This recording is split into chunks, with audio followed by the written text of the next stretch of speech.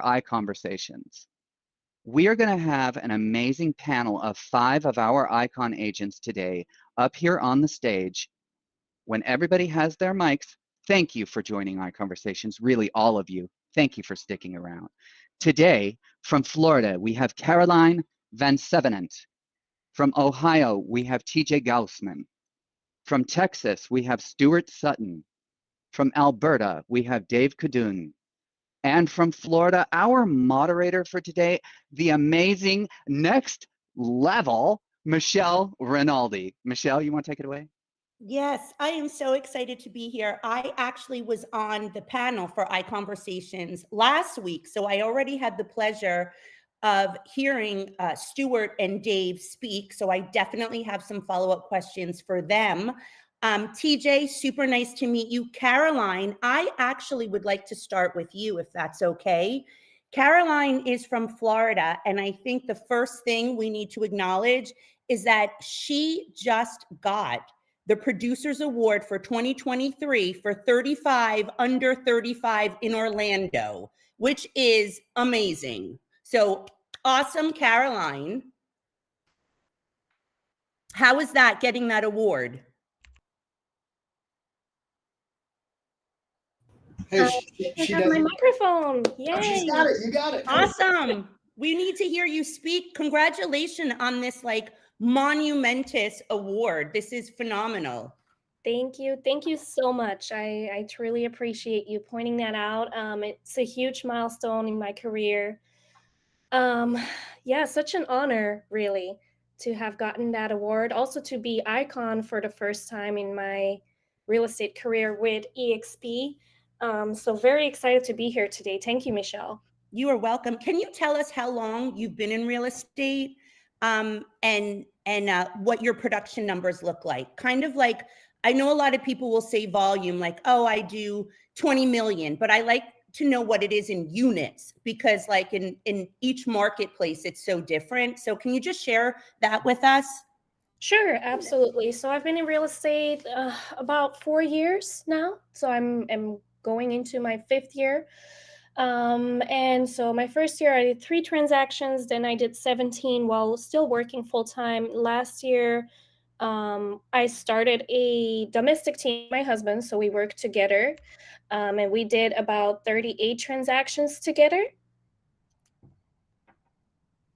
Amazing, amazing. Now, TJ, you are the team lead for the TJ Gaussman group. I'm sorry if I don't say that right. So that's pretty impressive. Can you let us know the same, how long you've been in real estate and what your numbers kind of look like? Yeah, absolutely. So yeah, I got into real estate at the end of 2017. I started on a team and did that for 2 years, and it probably pushed me ahead 2 years. In that 2 years, I learned so much, and then immediately started my own team from there. I just had the production to justify it. So right now it's a small team. I just got a buyer's agent and myself, and then we've got an admin, and we did 64 transactions last year. That's amazing. I'm going to circle back to you to talk more about how you grew out your team. That's one of the things I wanted to focus on during this iConversation panel. Stuart, you have been in real estate for over 35 years. That is mind-boggling. I've been doing this for 12 years, and I haven't even committed to my husband that long. 35 years. How? What do you attribute your longevity to? That is a great question. I really, a lot of it is just being blessed, being in the right place at the right time. But I'll give you the answer that I tell agents all the time, and it's not very exciting. But the number one reason I think that I've done this as long and at the level I've done it in is consistency. And it's not sexy, it's not exciting, but it is. It's very productive, and productivity and consistency are really our monikers, and we live by those. That's amazing. And can you just share with us, you know, how long? Well, we know how long you've been in real estate. What like your numbers kind of look like? How many transactions you do a year? Well, I'll give you a little bit of a history. I've sort of done the opposite of everybody who's really looking to build a team. I had a large team with hundreds of sales a year in the 90s and late 90s, and really just be very blunt. And just so you guys know, this is something I always tell my sellers. When I sit down with a seller, I say, I hope you don't mind if I'm blunt, because I just tend to be, and I hope that's okay. And they always say, yes, please do. That's one of the best lines you can use in a listing presentation. Anyway, so I'll be blunt. It just wasn't for me. I didn't like the chaos and being so crazy busy all the time, and being just at the, I mean, it just, I'm not wired that way. So I left the real estate business and ran a web services company for real estate agents. But I came back into the real estate business in 07, and instead of building a team, I basically hired an assistant. And I went from doing about 111 transactions with just that assistant, and realized, wait a minute, I'm doing this again. I'm just getting too busy. So I gradually whittled it down to where with my part-time assistant, I do between 35 and 40 transactions. And this is the one that's going to really make your jaw drop. And that's, I make more money with those transactions than back when I was doing over 100.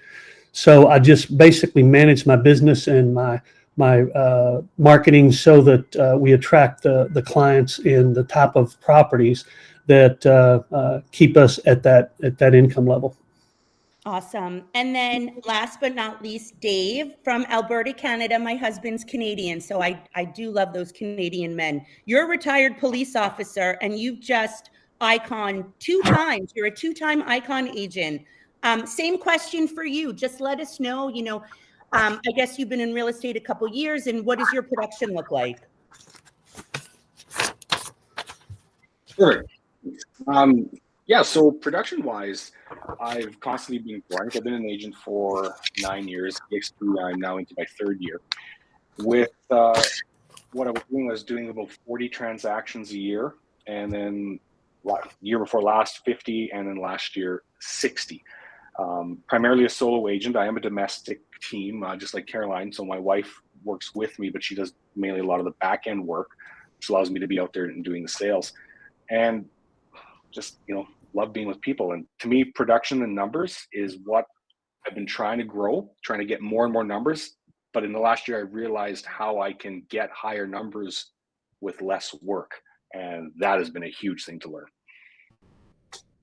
Agree. So everybody's on this stage because of their successes. I want to hear about a failure. I want to hear about an obstacle that you came across where you just couldn't overcome it, something that you obviously learned from, that you took away and now maybe can incorporate that failure into your current business. Caroline, if it's okay, I'd love to start with you. Absolutely. I've made a lot of mistakes. I need to think about which one I want to point out here. I guess I feel my biggest mistake, and it's not necessarily a mistake, but I just wish I would have done it differently. When I was a brand new agent, I decided not to go on a team. And I kind of figured everything out on my own, and that just took a lot longer than when I would actually have had the support of a team behind me.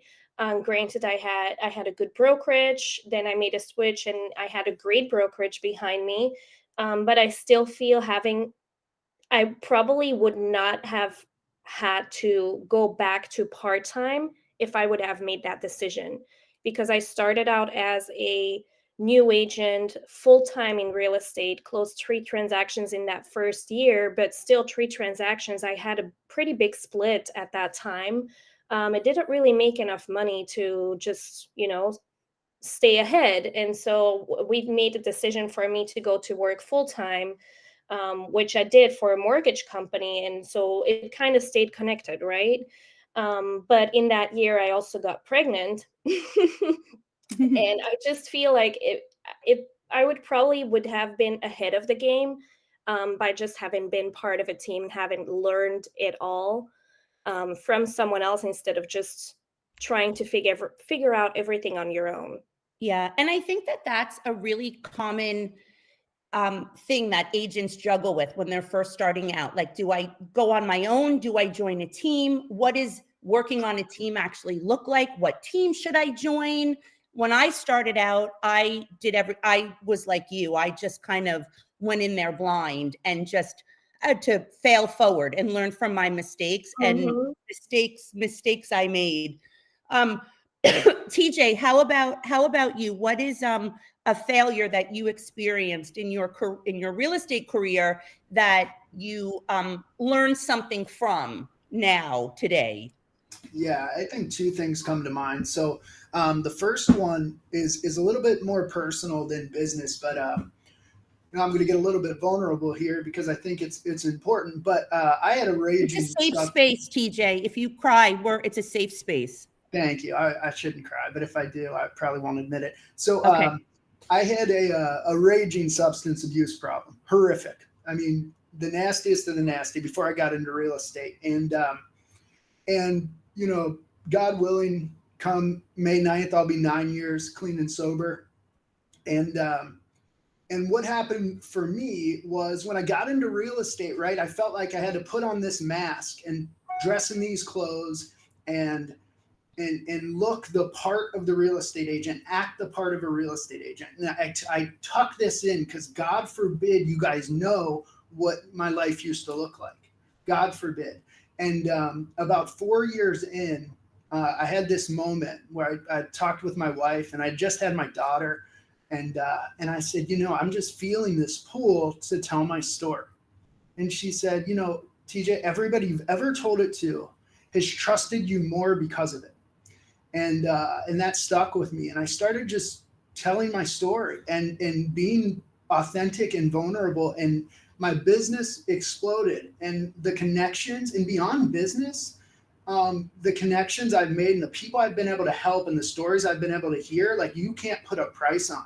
And I wish I had the balls to be authentic out of the gate. And I urge all of you, like, figure out your story and tell it, because you will build connections, and that will pay dividends personally and professionally.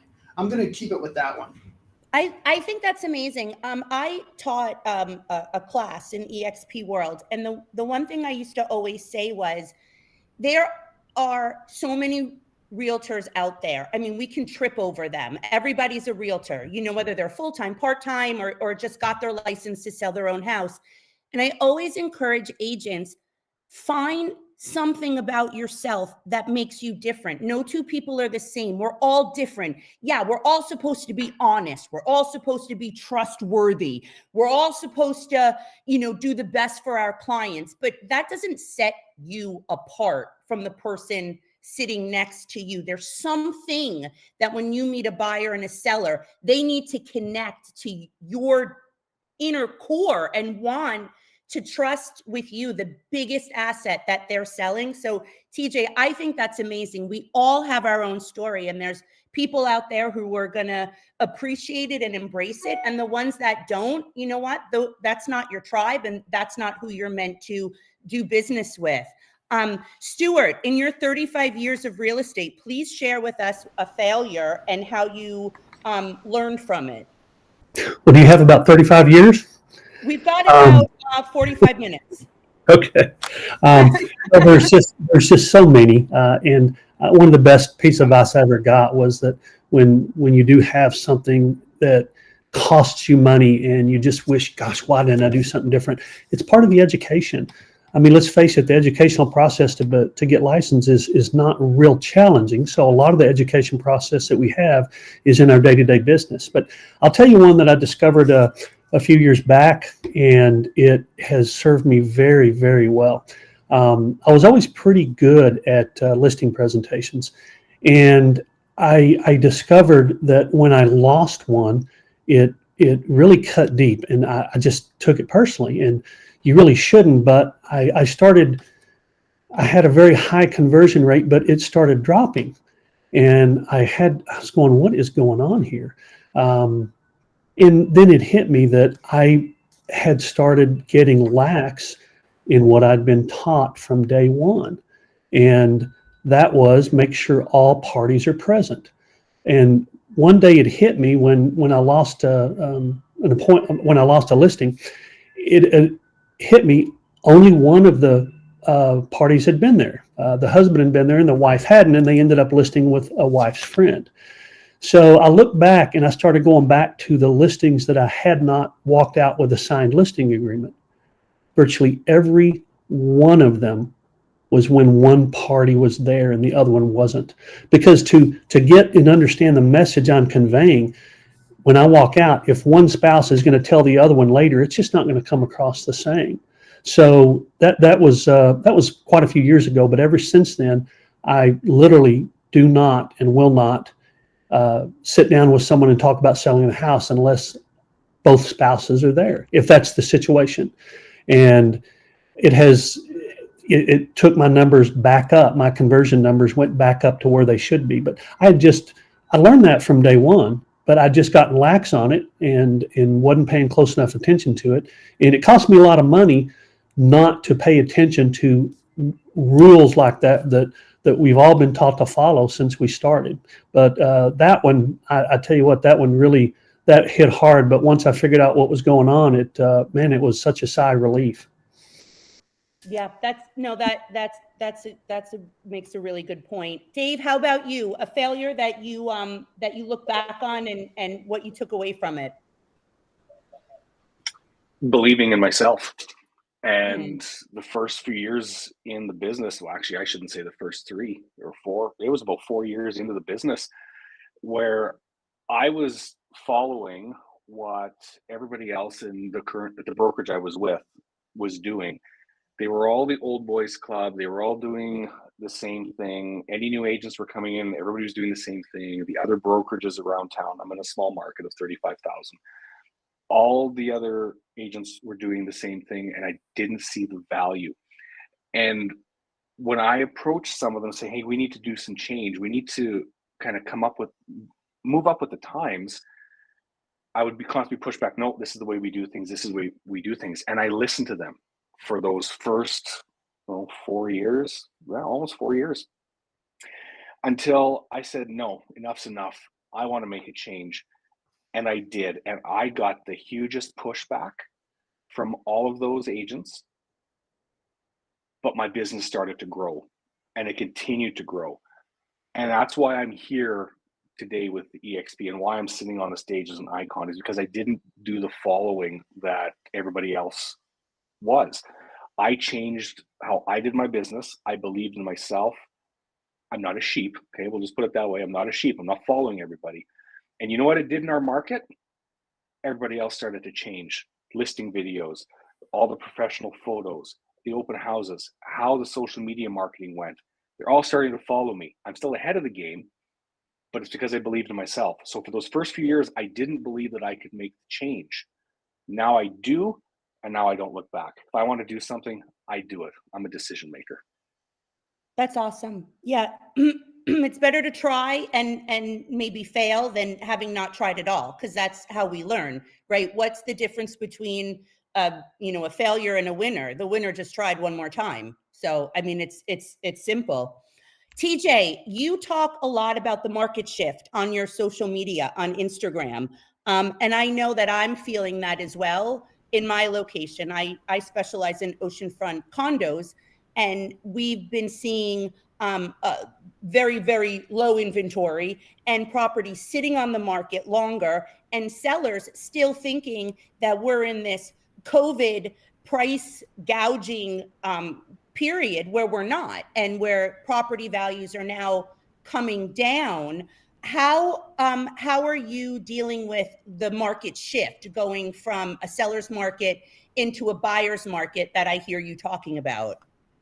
Yeah, the big thing is I think education and setting expectations on the front end. I think we have a tendency as salespeople, and we are salespeople, guys. Don't get confused. That's not a bad word. As salespeople, to people please and try to say what people want to hear. And frankly, you're setting yourself up for absolute disappointment, a lack of referrals. So what we try to do when we sit down with listing appointments is to show them the picture via data. And the shift is pretty clear in our market when we look at the data. And that COVID jump is actually a really great data point because we can show that it wasn't normal. You know, you go back till 1988 and you can show that that was not normal. And once clients see that and see that, hey, you're not going to get 2020 numbers necessarily, but you're going to be way better off. I think once they internalize that and own that, I think things tend to work out okay. I think it's when we try to say, well, we can see what we can do, and they don't hear that part. They hear, hey, you listed it at 900,000. Why are we talking about a price drop? So I think it's really about honesty up front and directness. I agree completely. When I go out on listing presentations, I usually say my professional opinion of what I want to list your property is between, you know, this number and this number. That's what I'm telling you as a professional. However, you are the owner of the asset. So I do want to hear from you what your thoughts are, because I don't want to say a number and then them just list with the next agent that comes in and agrees with them. So I always try to, you know, have them as part of the listing presentation. Caroline, how do you deal with just sellers when you're going in there and they just have these expectations of what they believe their home is worth when you know otherwise? How do you get them to see where you're coming from? So I think words are, you know, for a seller, words are just words. They want to see proof. They want to see evidence of what we're talking about. So I think that the data tells it all, just like TJ said. But I also like to give them an example I had a situation with a seller happening, and I tell them that where they wanted to list it overpriced and they did not want to take a lower offer, and they ended up selling $40K under and actually under their actual value. And usually when I point that out and I show them all the data, they do come to their senses, but there's always people that are going to say, oh, I want to try. And I personally, I don't like to take overpriced listings because, you know, if it's going to stay there sitting and expire, I'm just wasting my time and my money. Exactly. I agree completely. What about Stuart? How about you? Well, I really appreciate the point of views that are taking place here. These are so worth listening to because we are in a shifting market. So I started doing a couple of things. One, I do multiple analysis. So I do my typical market analysis, but I also do an appreciation trend. So I'll go back to 2018 or 2019 or back to whenever they bought the property. And I do an appreciation analysis to show them that despite the fact that we had that crazy run up in prices and they're slipping back, they have maintained the vast majority of the equity that they obtained during that run up in prices. So they haven't lost all that equity. They're just not necessarily going to get that pie in the sky price. And secondly, we reach an agreement at the listing at the time that we agree on all the things that we're going to do and putting up when we're going to go on the market. And we reach an agreement on price. Now, if the price is a little higher than I want, we reach an agreement right then as to when and where we're going to make the price reductions. So there's an old social rule that if someone agrees with something and then you remind them of their agreement, they'll stick to it. So if I just said, hey, you guys, we're going to lower it at this time, and then I never did anything, I'm likely to get similar pushback to a price reduction as if I did nothing. But what I do is remind them, okay, remember, in a couple weeks, based on what's going on, we may or may not have to consider that price. And then when it comes, a lot of times my sellers will call me and go, hey, is it time? Do we need to go and lower that price? Because we've set up a mindset that's different than me trying to get their price reduced so that I can earn a commission. What we're doing is laying out those facts like you guys have already talked about, but we've already set a plan in place because we're not just listing their house, we're selling their house. And we're going to go down that road that has to be traveled in order to get that sale. And we plan that ahead of time so that everybody understands what's going to go on. No, I love that. Sometimes I'll even write it on the listing agreement. You know, we're going to list at this price, 15 days, reevaluate, and then do a potential drop to this price. This way it's there, it's on paper, they have a copy, and they know what my game plan is. Dave, how about you? Things like, things. Can you hear me? Yeah, I can hear you.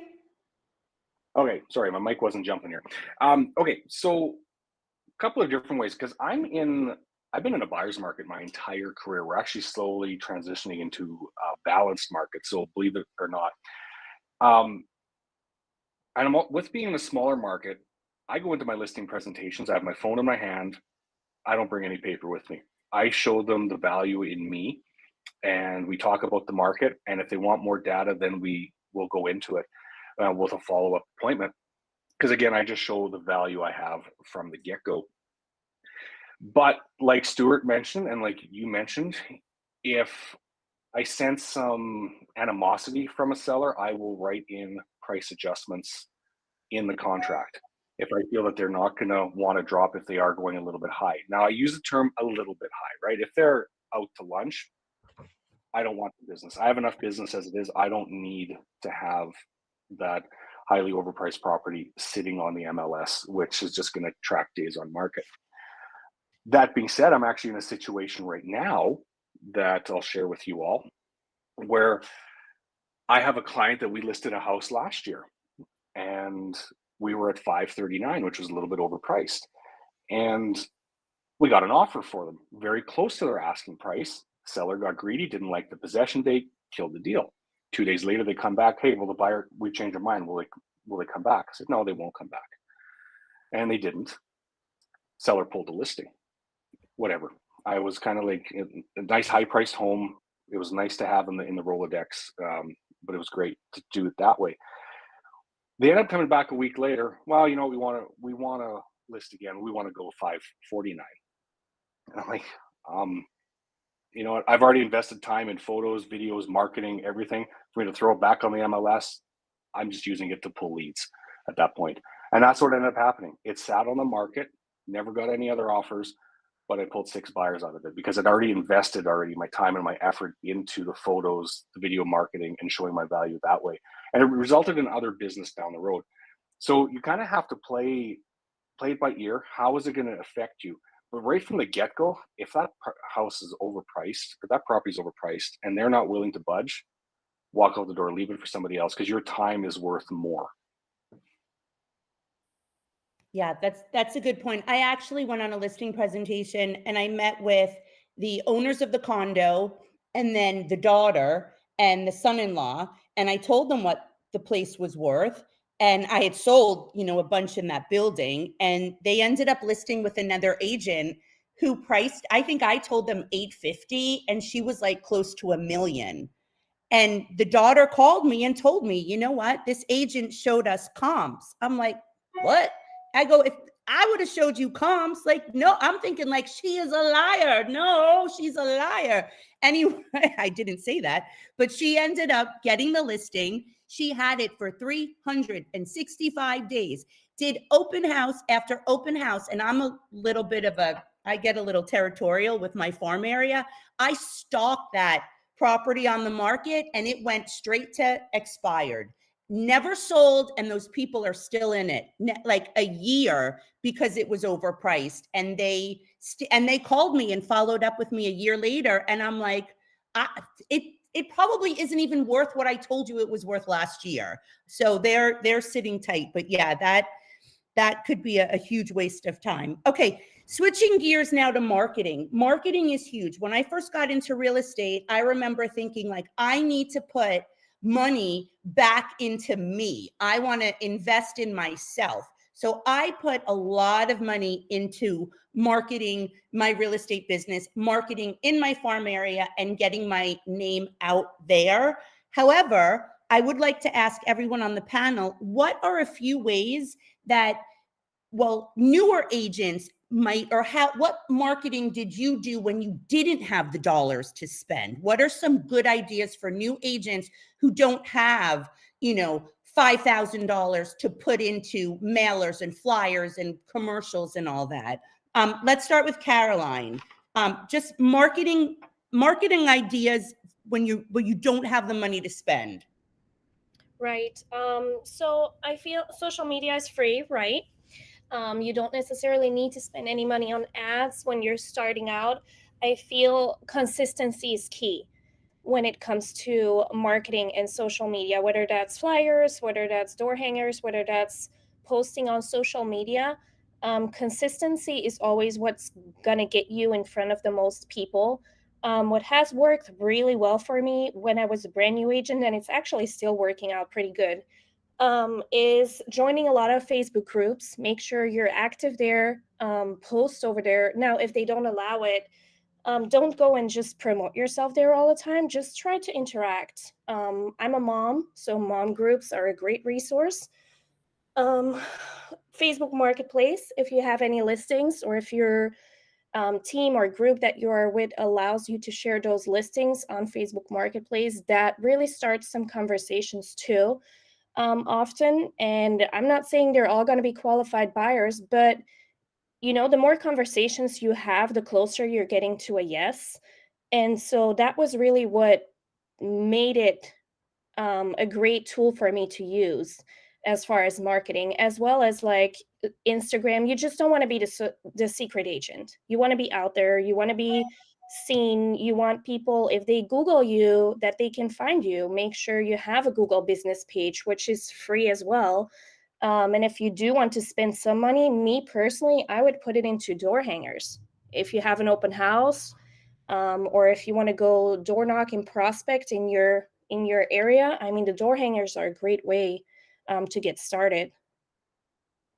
Yeah, that's great. I always tell agents in the area that you want to start selling in, go and preview the other houses that are on the market. Take some pictures, take a video, make a reel, post it. And then if there's not an existing Facebook page, I create Facebook pages for all the different condos that I sell in. So if I go to one, let's just say one of the buildings, and I make a video, I'll post it in that building. And then that's kind of how I get out there.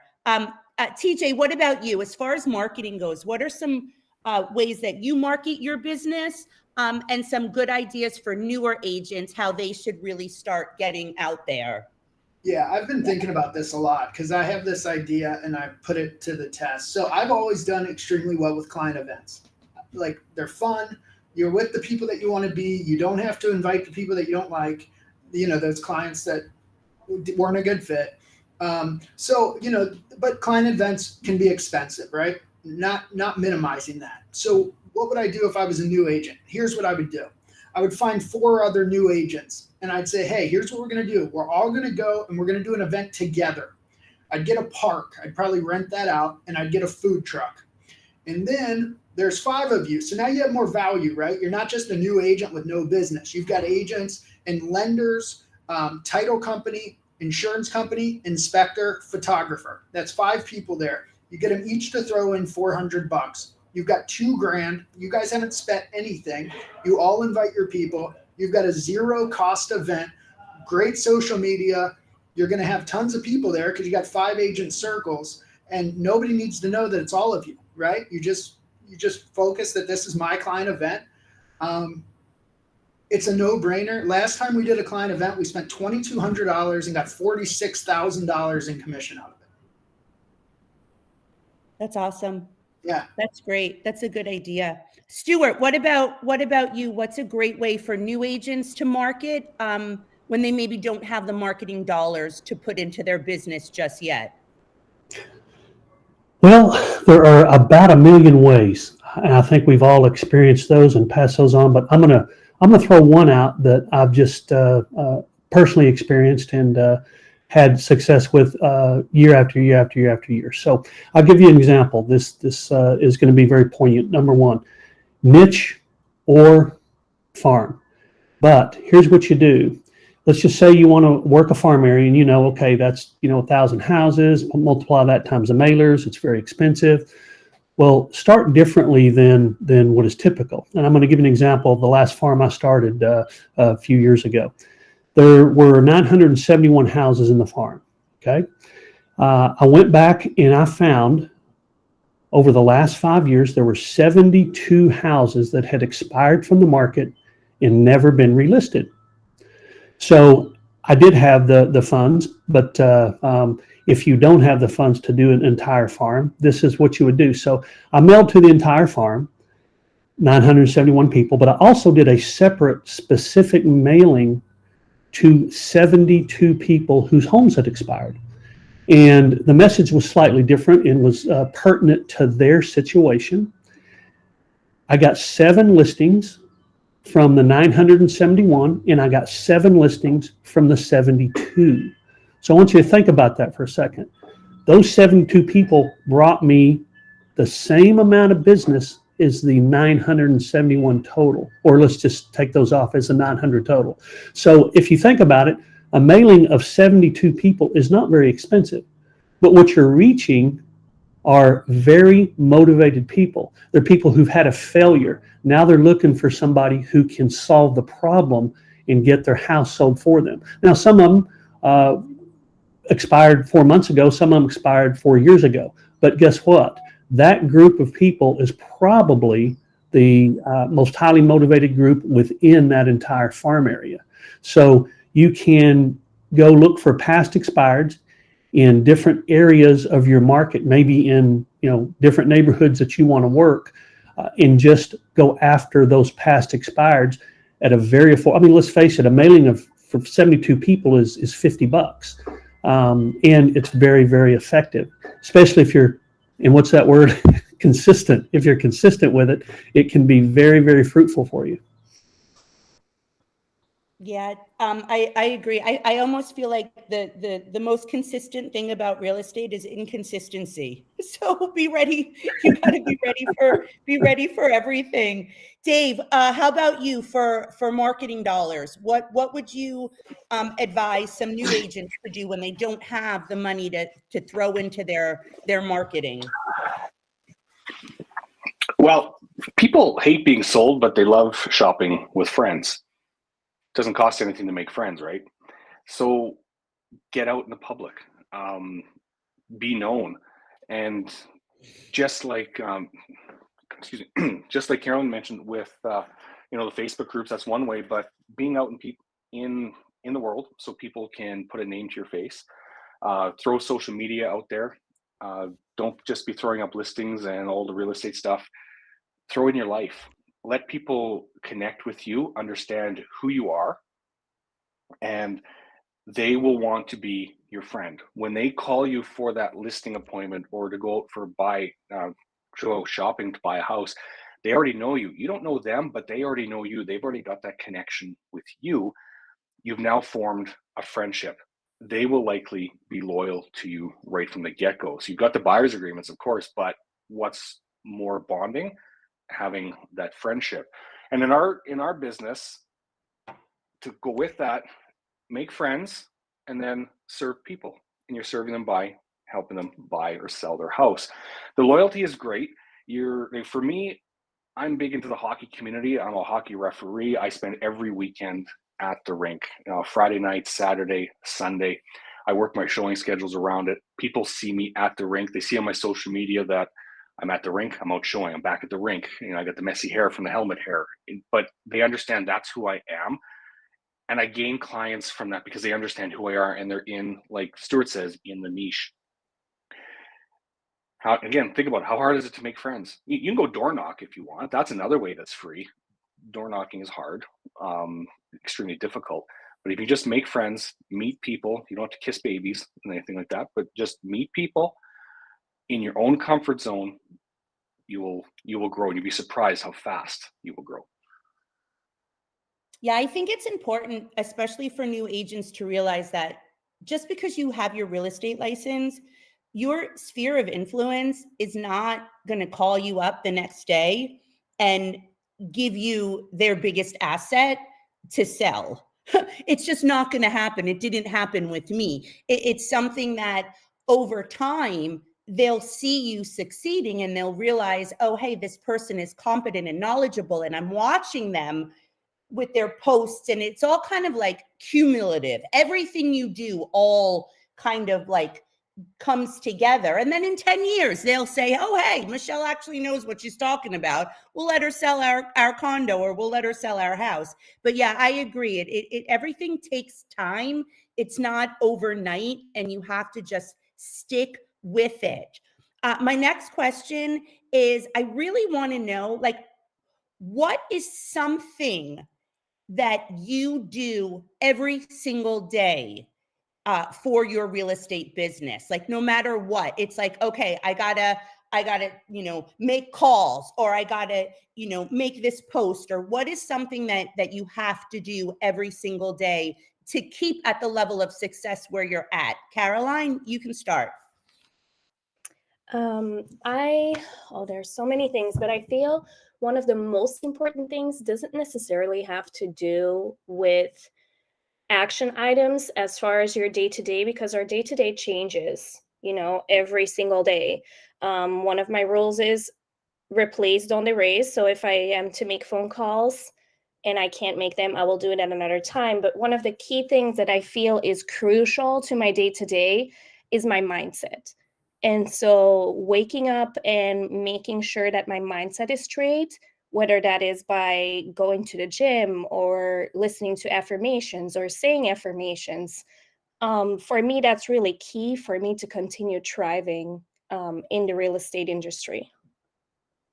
That's good. TJ, how about you? What's one thing that you need to do every single day to help you stay as successful as you are in real estate?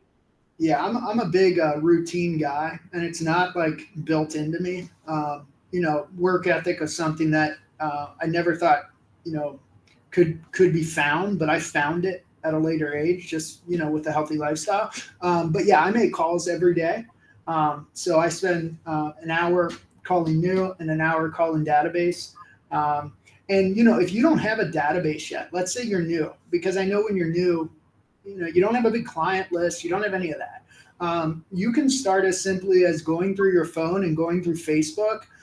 Start with the A's, go to the B's, and just touch everyone. And then once you do that, you enter them into a database, KV Core, and then just do that on a set schedule, be it every 30 days, and just check in. It doesn't have to be about real estate unless it's cold, should be, but really be that person they think of when and if. And if you're the first person they think of, you become the path of least resistance, and that's really the goal. Yes. Stuart, how about you? What's something that you have to do every single day to stay at your level of success? Well, like the others, I am a person of habit, and I just repeat every single day. So I have certain things I do on certain days, but the one thing I do every day without fail is look at my market, see what's coming on, what's coming off, and I put marketing material, or actually my assistant does, in the mail to people whose homes came off the market. That happens every single day without fail. It's been a cornerstone of my business since nearly since I began. Bottom line is whatever yours is, whatever brings consistent business to you. Now, my number one source of income is my SOI, of course, or past clients and customers. And I do have a weekly routine for that. But every single day without fail, we check the market and we follow up with people in areas that we want to do business, whose homes came off the market. Nice. Dave, how about you? Well, checking the MLS just to see what's been happening. That's in. I mean, there at least I say at least once a day, but honestly, it's probably at least 6 times. And then maintaining my CRM. So when I think back to when I started and when I'll use the word struggling and trying to get going, I was constantly trying to figure out ways to prospect. I didn't use a CRM. I had no idea what one was to begin with. I ran everything in my brain. Now, how I've got everything, if I went back, 9 years, I would have a CRM and I would be putting information into it. So For me, I use Lofty. Lofty manages any leads that come in. The AI program handles any buyer or seller leads. It qualifies the buyers and it notifies me, which helps me save time. But what I have to go in there and make sure that the contacts are being contacted properly, the drip campaigns are being done properly, making sure everything is being done so it creates business down the road. And then also to throw in there, staying in contact with clients, getting back to them, whether it's a phone call or a text message, usually within 15 to 30 minutes since they reached out to me. That is how I maintain that whole make friends and serve people mentality. And just being in this ICONversation, my phone's been going constantly, and I refuse to look at it because this is where my focus is. But once we're done, back right into it, and the wheels and train keep going. Very good. Now, okay, so we address like newer agents and some of the things that they should be doing. And then we've got these big mega icon agents, but then there's like a huge group of us that are domestic partnership, like I work with my husband, or we find that our businesses are getting overwhelming for us. So I just want to talk about how you guys went from single agent to then growing out a team. And I think I'd like to start with Stuart, because I remember last week, oh my gosh, you were talking, you've got you do a lot of coaching, and you've grown your real estate you kind of propelled it into something totally different. What would you recommend for an agent who maybe does 15 million a year all on their own? How do they expand? Who do they hire? What is their next step now?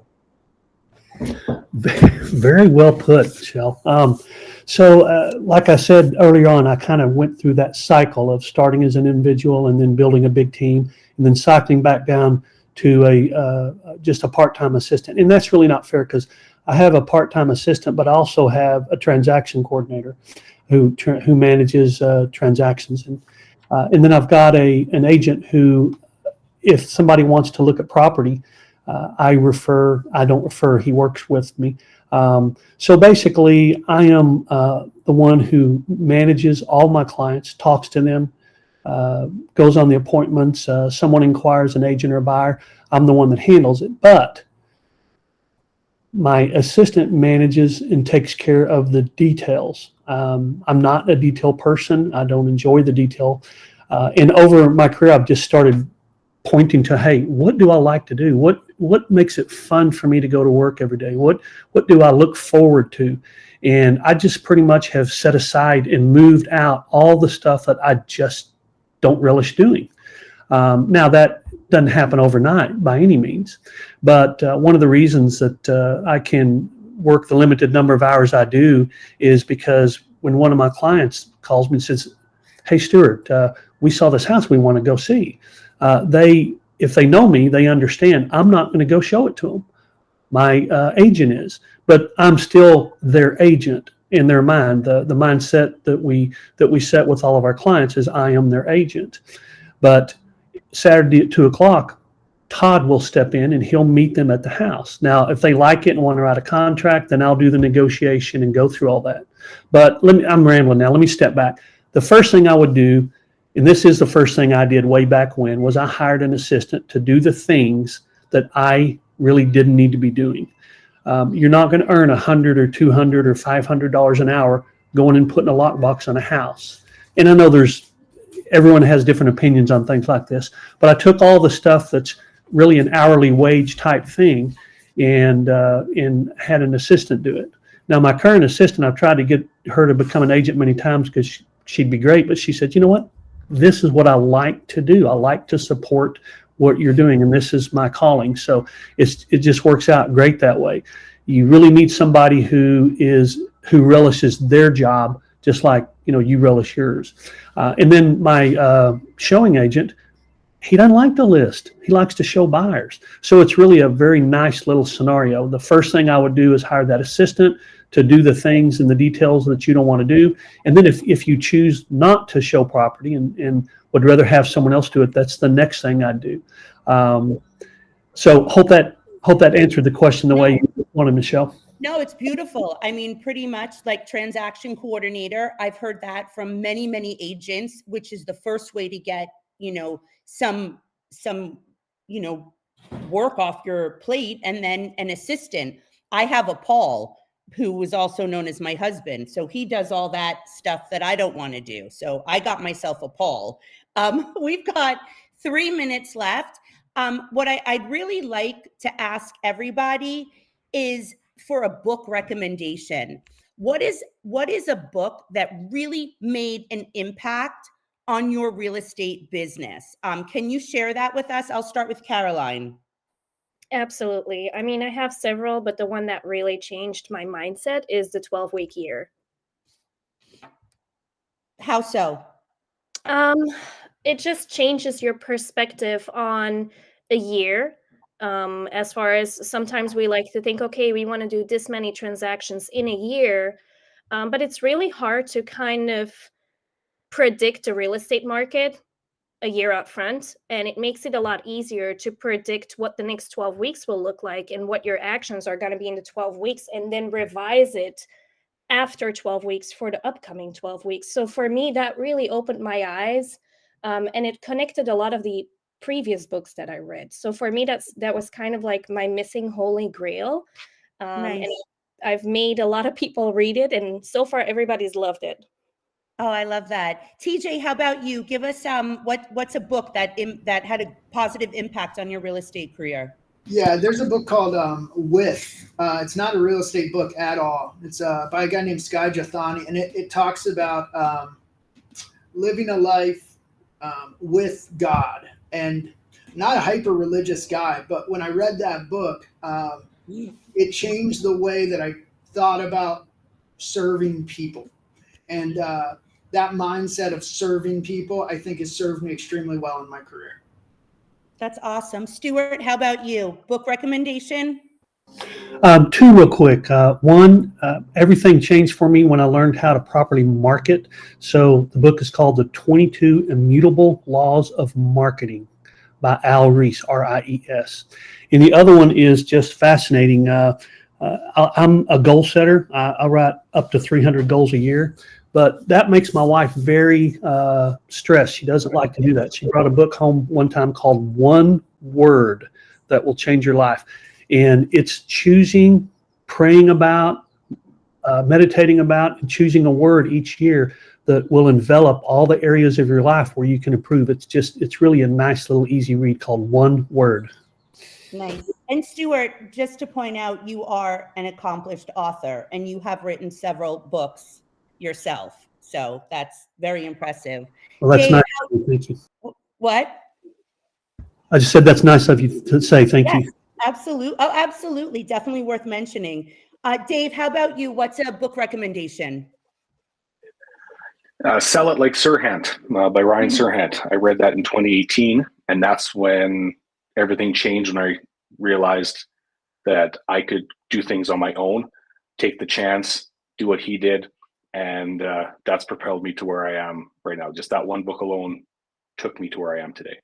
Nice. My number one book read is called Raving Fans. And it really got me to stop and think about how I do a transaction and to realize that when I'm the listing agent and a buyer's agent brings me the buyer, we're not in competition. That other agent is my new best friend. We are both working for the same goal to close the property and transfer one owner to the next. I'm not there to beat up anyone. And when I'm bringing the buyer and I want, my buyer to purchase this listing, that listing agent is my best friend. And the last thing I'm going to do is go in there with my Superman cape on, beat up the listing agent, and then want them to work with me and make my buyer miserable in the interim. So you want to protect and shield your buyers and your sellers from all that minutia.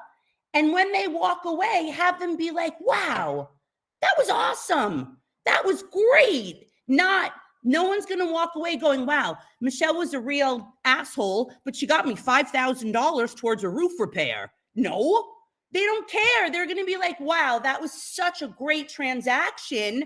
I want to work with her and recommend her. So raving fans by far changed my whole mindset from how to work with people versus just thinking I'm some kind of superhero agent that I'm not. So on that note, we're 2 minutes over. Brian, I don't know if I need to throw this back to you, but I had a great time. Carolyn, TJ, Stewart, Dave, you guys are all absolutely phenomenal. And I could probably stay here another hour and pick all of your brains. So thank you so much for giving me the honor to chat with you. Thank you, Michelle, for moderating, and I knew you would take it there, and you did. You set the bar. This is awesome. All of you, this was such a great iConversations. I want to thank you so much for joining us. All of you out there in the audience, if you don't know, we're here every Friday, and next week we have something special for you. But until then, if you're watching this on YouTube, smash that like button, and we'll see you all next week.